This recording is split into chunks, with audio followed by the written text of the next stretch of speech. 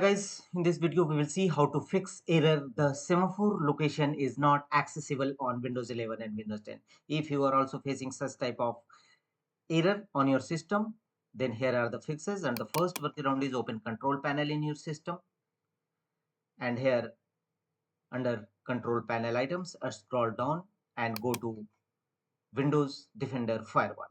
Click on it.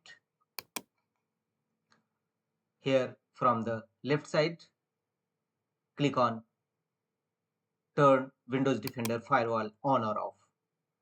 Thereafter, here turn off Windows Defender Firewall under both the network, under private network as well as public network. Temporarily disable your antivirus program. If you have already installed a third-party antivirus, then temporarily disable that.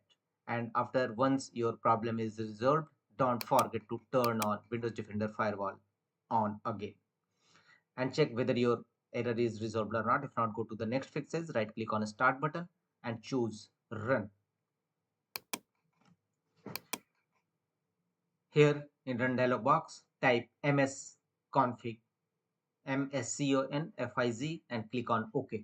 This command will open system configuration windows in your system. In system configuration windows, from the top menu bar, go to services tab, click on services and make the check against option hide all Microsoft services from the bottom left corner. Thereafter, click on disable all from the bottom right corner. Select disable all, click on it, and thereafter go to a startup tab from the top menu bar, and here click on the link open task manager.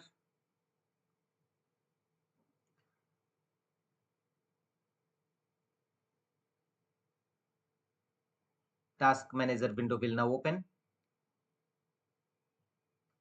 Here all the startup apps enabled in your system you will find.